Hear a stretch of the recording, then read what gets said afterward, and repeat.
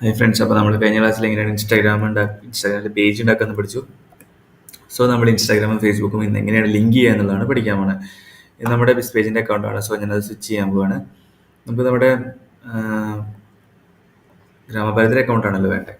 So നമ്മൾ അടിച്ച user നെയിമും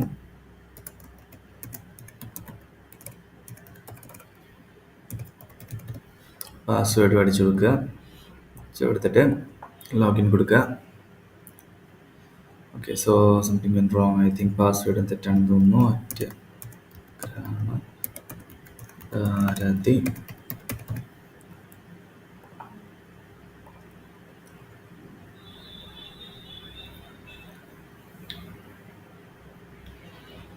ഓക്കെ, നമ്മൾ ലോഗിൻ ചെയ്തു.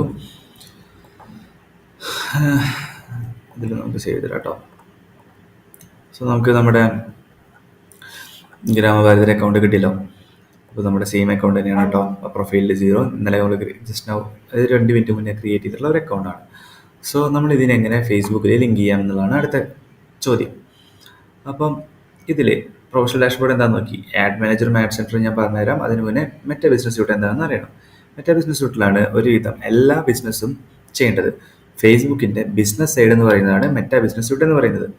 മെറ്റ എന്ന് പറയുന്ന പാരന്റ് കമ്പനിയുടെ ഉള്ളിലെ പ്രൊഡക്ട്സ് ആണല്ലോ ഫേസ്ബുക്കും ഇൻസ്റ്റാഗ്രാമും വാട്സപ്പും അതുപോലെ പെക്സലും ഒക്കെ. സോ നമ്പേഴ്സ് ഓഫ് പ്രൊഡക്ട്സ് ഉണ്ട് അവർക്ക്.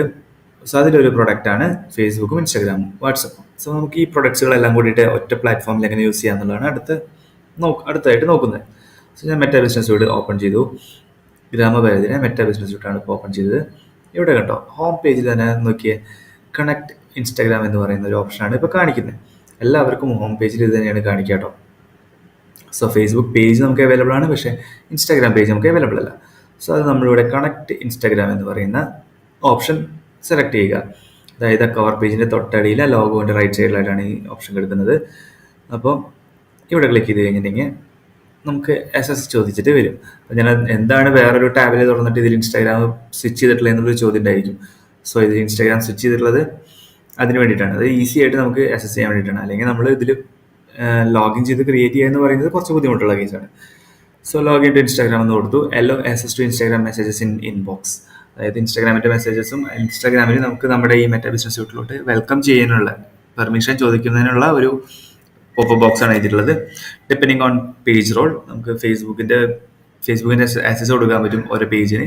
നമുക്ക് നമ്മുടെ കണ്ടന്റ്സ് അല്ലെങ്കിൽ നമ്മുടെ സെറ്റിങ്സിനെ മാനേജ് ചെയ്യാനുള്ള ആക്സസ് ഇൻസ്റ്റാഗ്രാമിൻ്റെ പേജിനോട് ചോദിക്കാനുള്ള പെർമിഷനാണ് ഇവിടെ കൊടുക്കുന്നത്. So go for continue.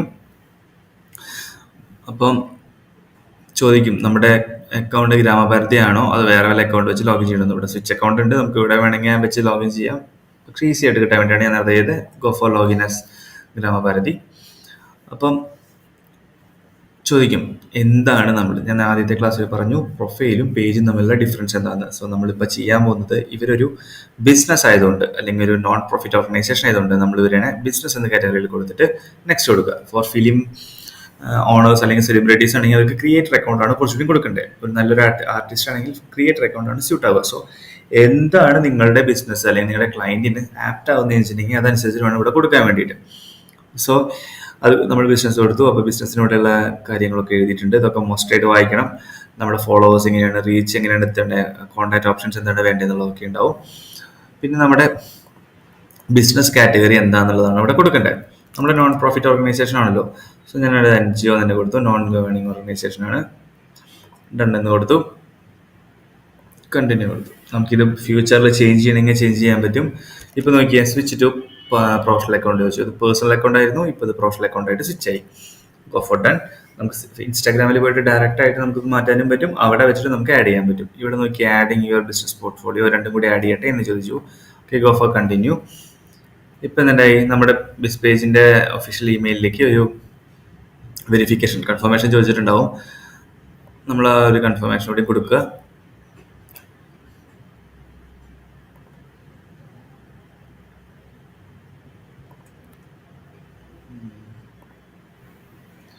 നമുക്ക് റീലോഡ് ചെയ്ത് നോക്കി നോക്കാം.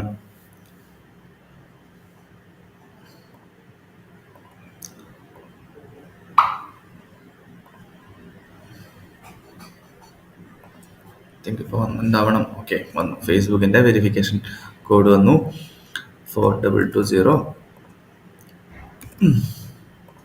ഇത് കണ്ടിന്യൂ കൊടുത്തു. കണ്ടിന്യൂ കൊടുക്കുമ്പോൾ എന്നിട്ടായി അക്കൗണ്ട് വെരിഫൈ ആയി. വെരിഫൈ വന്നതിനൊപ്പം തന്നെ 2 അക്കൗണ്ടും കൂടി ലിങ്കായി. ഇപ്പം നമുക്ക് എന്ത് ചെയ്യാൻ പറ്റും? ഫേസ്ബുക്കും ഇൻസ്റ്റാഗ്രാമും അറ്റ് എ ടൈമിൽ മാനേജ് ചെയ്യാൻ വേണ്ടി പറ്റും. നോക്കിയാൽ നമുക്കൊരു പോസ്റ്റ് ഇട്ട് കഴിഞ്ഞാൽ രണ്ടിലും ഒരേപോലെ റിഫ്ലക്ട് ചെയ്യുന്ന പോലെയും കാണിക്കാം. ഓക്കെ, സോ നമ്മുടെ 2 പേജസും ഇപ്പോൾ ലൈവായി. ഇപ്പോൾ ലൈവായല്ലോ, കണ്ടോ? ഗ്രാമപരിധി എന്ന് പറയുന്ന ഒരു പ്രൊഫൈല് ലൈവായി. ഹു ക്യാൻ അസസ് എന്ന് പറഞ്ഞിട്ടുള്ള ഒരു ഓപ്ഷൻ ഉള്ളത്. നമ്മളിപ്പോൾ ആഡ് ക്രിയേറ്റ് ചെയ്യുന്ന സമയത്താണ് ഇത് രണ്ടിൻ്റെ ആവശ്യമുള്ളത്. ഞാനിപ്പോൾ ഗ്രാമഭാരതിയാണ് ബിസിനസ് അഡ്മിൻ എന്നുള്ള പറഞ്ഞ പോലെയാണ് കൊടുത്തിട്ടുള്ളത്. സോ ഈ ഒരു പ്രൊഫൈല് 2 പേർക്ക് അക്സസ് ചെയ്യാൻ പറ്റും. ഒന്ന് ഗ്രാമഭാരതി എന്ന് പറയുന്ന ഒരു ബിസിനസ് അക്കൗണ്ടിനും, പിന്നെ ഒന്ന് ഈ പ്രൊഫൈലിൻ്റെ ഓണറായ കലേഷ് എന്ന് പറയുന്ന ആൾക്കും 2 പേർക്കും ഒരേപോലെ ഉപയോഗിക്കാൻ പറ്റും. ഓക്കെ, അതാണ് ഇതിൻ്റെ അക്സസ് എന്ന് പറയുന്നത്. ഇനി ഫ്യൂച്ചറിൽ ഇപ്പോൾ ഈ ഗ്രാമപരിധി എന്ന് പറയുന്ന എൻറ്റിറ്റി നമ്മുടെ ക്ലയൻറ്റ് അല്ലാണ്ടാവുകയോ അല്ലെങ്കിൽ അവർ ഇൻ ഹൗസ് ആയിട്ട് ഒരു ടീമിനെ വെക്കുകയോ അല്ലെങ്കിൽ അവർക്ക് സ്വന്തമായിട്ട് ഹാൻഡിൽ ചെയ്യണമെന്ന് തോന്നുകയോ ചെയ്യുകയാണെങ്കിൽ അവരുടെ മെയിലിലേക്ക് നമുക്ക് ഇതിൻ്റെ ഓണർഷിപ്പ് ചേഞ്ച് ചെയ്യാൻ പറ്റും. സോ അപ്പം ഓണർഷിപ്പ് ചെയ്യാൻ പറ്റും, അതാണല്ലോ നമ്മൾ പറഞ്ഞത്. ഇനി നമുക്ക് എങ്ങനെയാണ് ഒരു പ്രൊഫൈൽ എന്ത് വേണമെങ്കിൽ നമ്മൾ ക്രിയേറ്റ് ചെയ്തോളൂ. ക്രിയേറ്റ് ചെയ്തതിന് ശേഷം നമ്മളിതിനെ 2 സ്റ്റെപ്പ് വെരിഫിക്കേഷൻ മസ്റ്റായിട്ട് ഓപ്പൺ ചെയ്ത് വെക്കണം. ഇപ്പോൾ സൈബർ കുറ്റവാളികളുടെ എണ്ണം കൂടി വരുന്നതുകൊണ്ട് തന്നെ നമ്മുടെ അസറ്റ്സ് എല്ലാം നമ്മൾ മാക്സിമം സെക്യൂർഡ് ആക്കിയിട്ട് എടുത്ത് വെക്കാൻ വേണ്ടി ശ്രമിക്കുക. ഞാനപ്പോൾ ഇത് സെക്യൂർ ആക്കാനുള്ള വഴി അടുത്ത് പറഞ്ഞുതരാം. സെറ്റിങ്സ് എടുക്കുക. സെറ്റിങ്സ് എടുത്തിട്ട് ലെഫ്റ്റ് സൈഡിലെ മെനുവിൽ സെക്യൂരിറ്റി സെൻറ്റർ എന്ന് പറയുന്ന ഓപ്ഷൻ എടുക്കുക. ഇവിടെ കണ്ടോ 2 സ്റ്റെപ്പ് വെരിഫിക്കേഷൻ എന്ന് പറഞ്ഞിട്ടുള്ള ഒരു ഓപ്ഷൻ ഉണ്ട്. അവിടെ പോയിട്ട് അഡ്മിൻ ഓൺലി എന്ന് പറഞ്ഞിട്ടോ അല്ലെങ്കിൽ എവരി വൺ എന്ന് പറഞ്ഞിട്ടുള്ള ഓപ്ഷനോ സെലക്ട് ചെയ്യുക. സോ അഡ്മിൻ ഓൺലി എന്ന് പറയുന്ന പോർഷൻ സെലക്ട് ചെയ്ത് കഴിഞ്ഞിട്ട് റിവ്യൂ പീപ്പിൾ അസസ് കൊടുക്കാം. നമുക്ക് ഇവിടെ വേണമെങ്കിൽ എന്തെങ്കിലും ബാക്കപ്പ് അഡ്മിൻ ആഡ് ചെയ്യാം.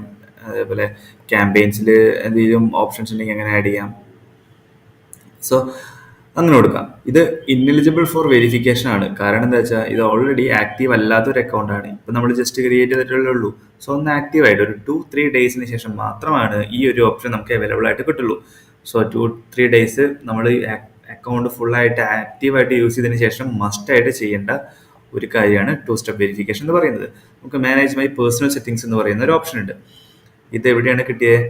കണ്ടോ, ആദ്യത്തെ ലിങ്ക് വായിച്ച 2 step authentication makes it harder എന്ന് പറഞ്ഞിട്ട് കണ്ടോ, മാനേജ് മൈ പേഴ്സണൽ സെറ്റിങ്സ്. ഇപ്പോൾ ഫേസ്ബുക്കിൽ കയറിയിട്ട് നമുക്ക് ഇങ്ങനെയും നമുക്ക് നമ്മുടെ ഐഡന്റിറ്റി കൺഫേം ചെയ്തതിന് ശേഷം ഈ അക്കൗണ്ടിനെ 2 സ്റ്റെപ്പ് വെരിഫിക്കേഷനിൽ ആക്റ്റീവാക്കി എടുക്കാൻ പറ്റും.